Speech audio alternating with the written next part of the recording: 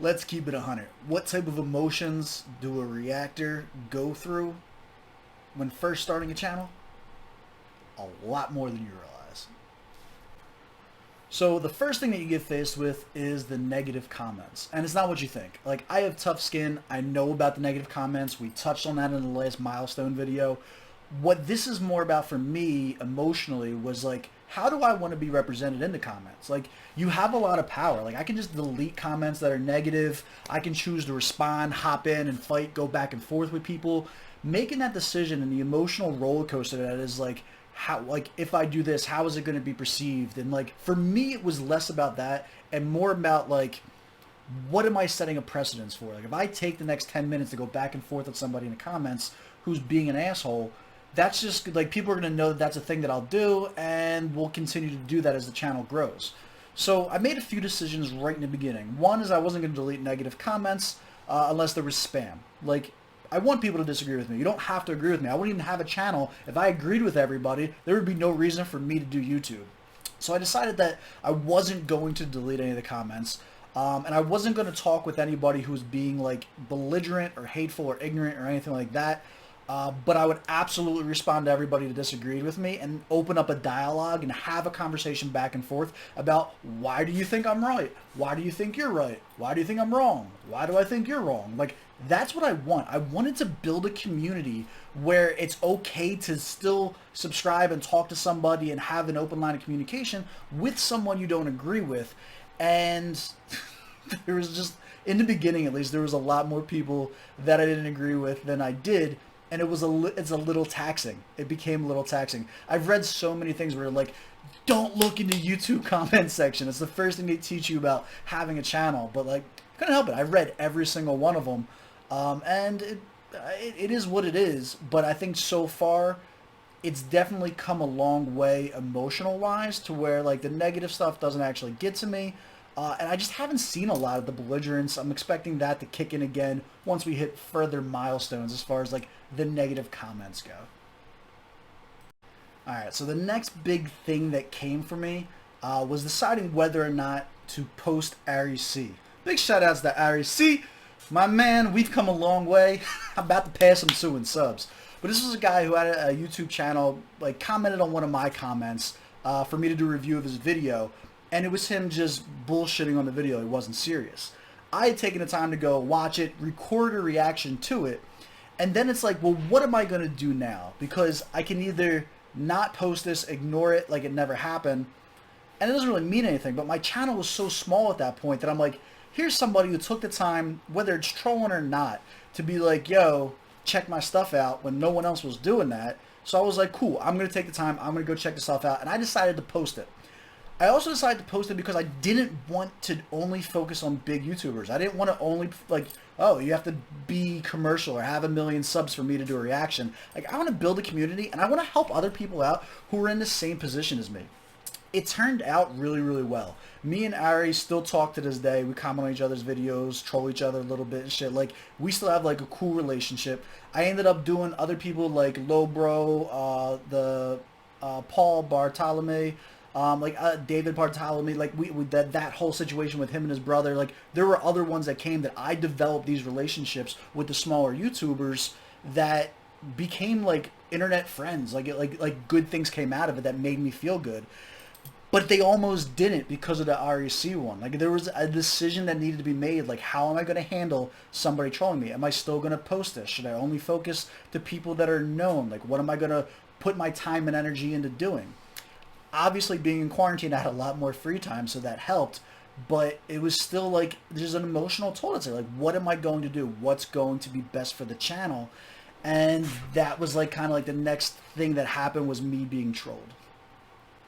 The next big gut check came a little bit after that. So my channel started to grow. I was still like under 100 subs, but it was more than like just the people that I knew personally. I was getting people to subscribe that I didn't know, right? So that was like a big deal. And then comes the time when that number goes down. You start climbing, and like literally like when you first start your YouTube channel, it's like when you buy a new car. If you ever purchased a new car, there's this feeling that you get where you literally will go to the window to check on your car all the time because you think somebody's going to scratch it. There's a bird that shit on it. You know what I mean? Like something's happening. Something's breaking into my new car. And I can't describe it any way else than that's the feeling of checking to see if your sub count go up or down when you first start. Like it's subsided with me since then, but it's definitely an emotion that hits you. And then you're like, wow, this just left. What's going on? Was it a bot that got removed? Did I say something that pissed somebody off? Like, there's somebody that commented on one of my videos, I'm subscribing to you just so I can unsubscribe. Like, these were all things that happen within, again, I've only been doing this for 2 months, or like less than 2 months at this time. These are all things that happened before I hit 100 subscribers. It was kind of like an emotional roller coaster that was like, there's a certain addictiveness to checking it that like I think anyone that's done YouTube and has legitimately tried to grow it will agree with and contest to, that it's like there is a certain addictiveness to watching that ticker go up. Especially like I'm obsessive normally, like I'm in marketing, I'm in sales, and we like obsessive people tend to be really, really good at what I do, and that just carried over into YouTube so big that it became like this subconscious thing that I have to tell myself, like, don't even worry about it. Just come back and check it tomorrow. Check it once a day. Things like that. It sucks, and I don't have great advice other than I wish someone would have told me about it coming into it. So, as my PSA on that. So like after that, the channel did start to grow a little bit more. We passed our first 100 subs, and some really cool things ended up happening that I had not anticipated happening until I had hundreds upon thousands of subscribers and was like this huge futuristic idea that I had. But I actually started getting responses from people that I listened to that I was doing reactions for. I had Packy give me a shout out on Instagram and like copy my post and then comment on like the reaction that I did for him. I had the same thing, like Gmo Ski just did it. Tom McDonald commented on his reaction and like congratulated me on the weight loss that I like talked about in the video and stuff. And these are people that I listen to, like I listen to their music constantly. So to get any type of a response at all from like not as a reactor so much, but as a fan was like pretty like self-fulfilling. Like it felt like this was like a quarantine project where I'm like, I always wanted to do this. I have the time to do it now. Let me jump into it. Let me like really like dive into this now that I have the time. And I considered it a win at that point. Like anything else that mattered didn't matter, because even if I did nothing else with it, if I never got another subscriber, if I never made another video, I just got acknowledgement and had like not really conversations, but I had like interactions with these artists that I never thought that I would have an interaction with. And like I was on cloud 9 for that for like a week. It was at this point that things took a little bit of a turn and I had some big decisions to make. First and foremost, shout out to South Africa. Huge part of the reason my channel started to blow up as quickly as it did is because I found this rapper named Nasty C, who was from South Africa and had like a huge following, and they loved the reaction. And like I started talking to all these people from South Africa. They were commenting on things. I was interacting on them. They were telling me to go and like actually go and do videos for other reactors and do videos for other artists that I never heard of. And this is what I wanted. Like, it was like amazing feeling. I was like, I have all these people who are commenting. They're actually like, it wasn't like REC who was like trolling me. They were like, they really wanted to see my reaction to artists from where they're from and stuff like that. And had some like really enriching conversations. On top of that, Nasty C was absolutely killing the vibes. Stogie T had like amazing bars. I just did the Proverb one, who was like amazing with his pen game. I had been put on to a lot of really dope artists from South Africa and was learning about things that I would have never done had I not done this. And then came the Pound Cake one, right? I believe that's the one it was. If I'm wrong, the people who watch my channel will know what I'm talking about. Nasty C had this verse, and I'm recording the reaction, and he has a line about like, I got pedophile bars, I reach all the kids, something like that. And I was like, whoa, hold up, pump the brakes. Like, we don't say things like that. Like, that's not cool. Like, this is trash. Like, this line, this is not okay. Where I come from, like, people don't say shit like that, right? And I finished the reaction. I didn't, like, cut it off. I finished the reaction, and I had to think about this, right? My channel is only popping right now because of all these reactions to these, like, South Africa artists And these are the people that I'm talking to and interacting with. These are the fans that are actually like want to consume what it is that you're making. This isn't growth from bots or friends or anything nonsense. This is like genuine organic growth of people who are interested. And now I'm about to shit all over somebody that they wanted me to, like, they were like, this is hot, you're gonna love this, respond to this, react to this. And this was the first one where I was really like, do I not do this?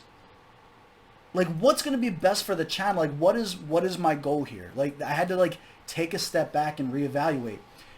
Is my goal to get as many subscriptions as possible? Because I learned with the early videos and the negative comments and shit like that, that you grow a lot faster when you're always positive. When people are like, oh, I love this guy, react to this guy, and then I go and I watch it and I do love it, my subscriptions go up.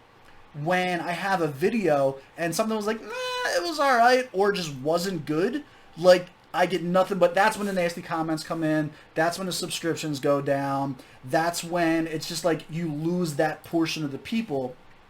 And I didn't know if I wanted to do, like, I didn't have to do it. I could easily have been like, hey, listen to it, can't do a reaction because I already heard the song, and just move on to the next one, and nothing would have came of it. Like, no one would call you out on that. It's a reaction channel. If I've already heard it, I'm not going to do a, you know what I mean, like a fake reaction. I decided to post it.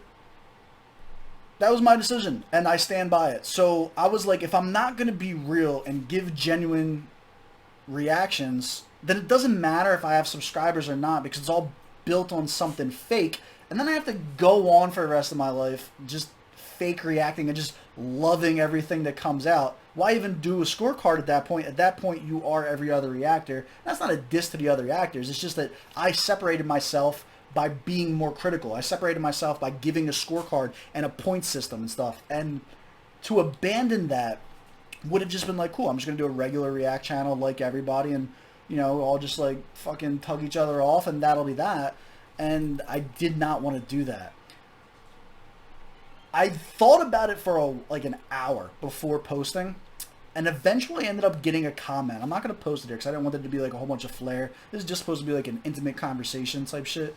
But like, there's a comment on that video that was like, yo, when you said something negative about Nasty C, because it was my third or fourth video of him that I had done, they said that like, that's when I knew you were a real reactor, and that's when I subscribed, even though I'd been watching your videos. And like, that comment just cemented in that I did the right thing. I don't care if every other person that was subscribed unsubscribed, as long as that guy was still around, like, I'm doing the right thing. I'm growing with the right people. This is the audience that I wanted to appeal to. But I'd be lying to you if I said, like, the decision to do that wasn't there. Like, it was a decision that needed to be made. And when you're looking at every other reactor out there, they're making those same decisions. Like, if you see somebody react, oh my god, this was amazing, this track is so good, this guy's so talented, like, you have to, they made a decision that's like, yo, maybe they do like it, or maybe they're pandering, and it's like, it's hard to tell. Because people are allowed to have different tastes too. Just because I think something's trash doesn't mean like most people like this mumble rap stuff that's going on right now. That's why on the Playboy Cardi video, I said I don't want him to lose a single dollar. It's just not my taste personally. This is my honest personal reaction to this. But there's a lot of decisions that go into this as a YouTube, like especially like the bigger YouTubers are making a living off of this. Like they're paying their bills and shit off of this. There's a lot that goes into this. And the other part is like it's entertainment too. Like I am doing this for entertainment value. What if I do a video and it's just not like I'm not entertaining in it? Do I post that? Do I not post it? I had several videos that I haven't posted, not because I'm afraid of the message or I'm afraid of like anything like that. I just didn't think they were good reaction videos. Like I wouldn't have enjoyed watching myself react to that. So I just deleted them and just like tell them like, yeah, it just wasn't good and moved on. A lot of them people didn't even know about. So like, it's not like they were like requested it and I had to like lie about it. They were just videos that I had done where I was like, hey, this isn't up to par, so we move on to the next one. But yeah, that Nasty C one, that was like a huge mental toll, and I didn't realize that it was going to get deeper than that very, very quickly. So what ended up happening, I just refer to as the Merkules incident. It's stupid. It's probably nothing, but I wanted to be honest about the shit that goes on in reactors' heads and the emotions that I went through and shit like that, right? So I'm going to explain the scenario to you. You can tell me if you think I'm right or wrong or whatever, right? So I'm a Merkules fan, right? And I say that repeatedly on my videos whenever I go over his stuff.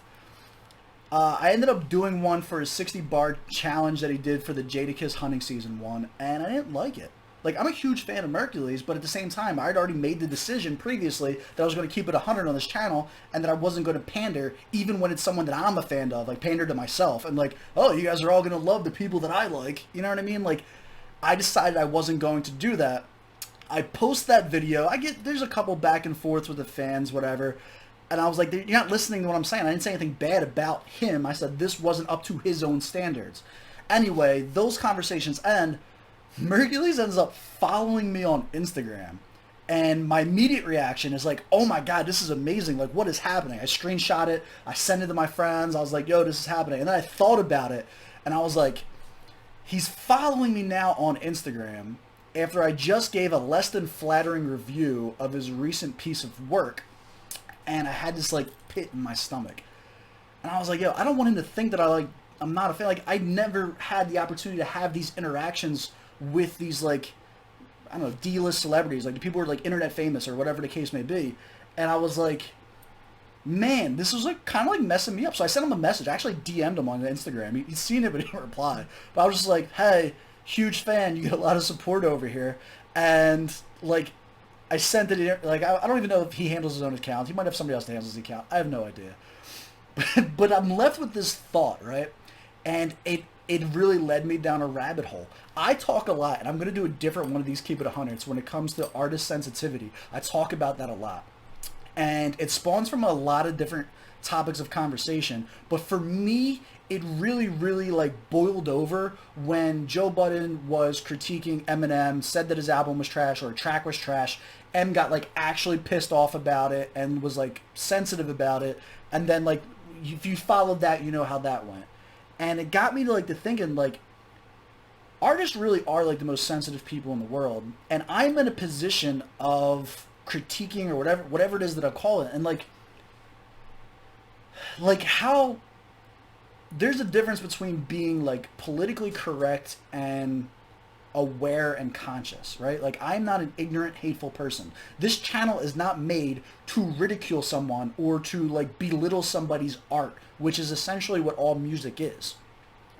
But at the same time, I want to be honest about things that I like versus what I don't like. So then I started thinking, like, should I stop calling things trash? Like, should I take that out of my vocabulary? Should trash be like a new bad word that's not said? And we call it something else. Like, I have a lot of decisions to make about how I critique artists because I'm in a position where I may now or one day be sitting across from these people, and it's like, don't say something about someone that you wouldn't say directly to their face. Like, that's how I was raised. That's the way that I feel about things. And at the same time, don't kiss somebody's ass over something because like you may be in a position where I'm like, oh yeah, I'm a huge Merkules fan, and then I get an opportunity to have a conversation with him. He's like, hey, what's your favorite song? And I've never listened to anything from him. Like, that would be just as bad as sitting across from somebody who you're like, you make trash music, you should kill yourself, blah, blah, blah, blah. And it's like, these are people. Like, you have to remember the person behind it. And part of me is, like I said, I'm an entertainer, so I want to be funny and I want to be critical and all this other stuff, but I don't want to lose sight of the fact that it is a person creating something that they are sharing with the world. And I haven't even figured this out yet. This is still something that I'm going through that I just wanted to share, that I wanted to have an open dialogue and an open conversation about, because I don't know what the right answer is. Like, I'm not trying to perpetuate an overly sensitive culture either. But I also believe that, like, your rapport with somebody determines how critical you can be of them, and I'm strangers to all these people. And maybe I'm overthinking it. Like, once you become public domain, once you are famous, everyone's going to have their opinion and speak their 2 cents about you. I just want to do it right. Does that make sense? Like, I don't want to be known for being overly critical or hateful or anything like that. Like, that's not what my goal is. But I don't want to be known for being fake either. Like, I want to be like, yo, I will never listen to this ever again in my life. That should be a legitimate critique if it's true to you. Is that too much? Is it necessary? Is there, like, I do a scorecard. The numbers speak for themselves. But, like, I don't know. Is the flavor text too much? I would love to know what you guys think about it. If you're going to respond to anything, any part of this at all in the comment section, what are your thoughts on this? Like, I really want to know, because it's something that, I don't want to say I'm struggling with, but it's something that it's currently on my to-do list to figure out where my morals lie and what this channel actually represents and what it's about. And I haven't figured that out 100% yet. So I would love to know what your thoughts are. So this is the last thing that I wanted to touch on, because I think this kind of perpetuates to everybody, whether you're a reactor or not, whether you're on YouTube or have a personal business, wherever the case may be. So I'm in marketing, and at the same time I'm doing a YouTube thing, and this is something that has been prevalent since I've started doing anything. And it's the sincere and severe lack of support from your own circle, right? And they're going to see this. I don't care, because everything that I'm saying is factual, and it's something that you are going to deal with if you decide to do anything, right? Outside of Heather, who you have seen on the channel, I have not received like all the support that I've gotten more support from South Africa than I've gotten from my own city. And it's going to happen all the time. Like, we're at a time right now during quarantine for the coronavirus in 2020 where everybody has more free time on their hands, as long as you're not a nurse or essential employee, than they know what to do with. And you would be surprised the amount of like shares, views, likes, and stuff like that. Like, I'll post on my Facebook almost every single video that I do, and outside of Heather sharing it, I may get 1 or 2 or 3 or 4 or 5 people that ever like or share any video. Now, granted, I'm doing like 2 to 3 videos a day, every day. I don't expect every single person to watch and like and comment on every single thing. It's unrealistic of that. But the principle is the same, in that I am supported more by strangers on the other side of the world than I am by friends and family and people that have met me in real life. And that's going to take an emotional toll on you. There's something to be said about that. Like, think about, like, right now, any YouTuber that you watch, that is true for. Because if you're at 1,000 subscribers plus, chances are you don't know 1,000 people. Facts. Chances are you don't personally interact with 1,000 people on a regular basis. I sure as hell don't. I might have 25 people that are like close to me. And you might have people that aren't computer savvy. You might have people that aren't into whatever it is that you're trying to promote. Like, I've tried to sell things like in sales. Like, I've sold internet. I've sold like everything you can imagine. And it's not going to apply to everybody. So like, you have to prepare yourself mentally for that lack of support. It doesn't bother me personally, because I have such, like, my crew. You see White Girl Street is shouted out on every single video in my intro now. And it's like, those people are the closest thing in the world to me. But I can see how it would affect somebody who doesn't have like the mental fortitude that I do and hasn't been around the block in marketing and gone through this a million times. Like, you're not going to be as supported as you think you are, whether it's reacting on YouTube or doing an MLM or whatever the case may be. Like, you have to be prepared for that, and it's emotional. It really is. There is a tie there where it's like, you expect, cool, I have 5 brothers. Every one of these videos are gonna have 5 shares no matter what, and 5 thumbs up as soon as they drop, no matter what. And it's unrealistic. These people have their own lives. They have their own families. They have their own jobs, and no one talks about it. Like, I've never seen one YouTuber talk about it, but you know they've all gone through it, especially like in the beginning. Maybe it's not going to matter. We get to 1,000 subscribers, we've got all these people from all over the world commenting, talking to me, keeping me busy. It won't matter. But in the beginning, at this stage, when you go back and look at this video, Steve, fucking 10 years from now, you're gonna have less support in the beginning than you think, and you really need to be ready to do it from the muscle. Look at the video trends on this. In the very beginning, I had Elijah or Heather with me in all the videos. We were doing tier lists, and we were doing fucking the anime reacts, we were doing the reviews for the reactions, and within the first week, other people just didn't have time to do it, and I had to make a decision. Do I put out one video a week and grow this really slow, or do I just become more entertaining as an individual and take it from there? And that's what I decided to do. I started just doing the solo reactions. I like the idea of having more than one point of view and us being able to play back and forth and shit like that, and I'm going to do it at every opportunity I can. But at the end of the day, I had my goals that are separate from what everybody else does, and I had to get it done, which is why I started just doing it solo. This is I talked too long for this already. I appreciate you watching this. I don't know who this is even pandering to. This is just for like the people who are like really riding for this channel, who are here from the beginning and are interested in like a behind the scenes look at the mentality and things that go on and what's going on operating behind the scenes of the channel. Thank you for, checking us out. Hit the like, hit the subscribe button. I will catch you guys on the next one.